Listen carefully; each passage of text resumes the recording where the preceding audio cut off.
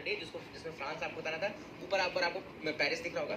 अब ये इस मैप में एक क्वेश्चन देखो बन सकता है कि कैपिटल्स आपको दे देंगे और नॉर्थ टू साउथ अरेंज करेंगे। जैसे अगर आप देखें लंदन ऊपर है, फिर बेल्जियम है, फिर पेरिस है, फिर आपका स्विट्जरलैंड है, और यही आपको 4 कंट्रीज का दे दें कि लंदन और ब्रुसेल्स, बेल्जियम की कैपिटल जो है ब्रुसेल्स, देन पेरिस यानी फ्रांस की कैपिटल, और स्विट्जरलैंड की कैपिटल बर्न, है ना।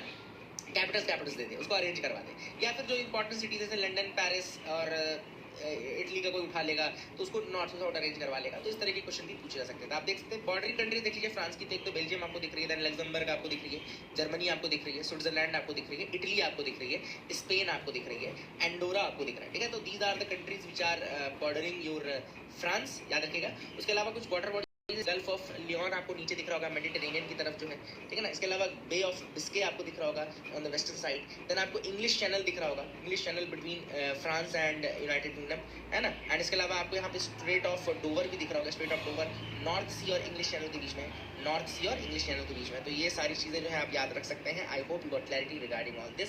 ये मैप आप जरूर याद रखिएगा, ठीक है ना। यहाँ पे इसके कुछ हम फिजिकल फीचर्स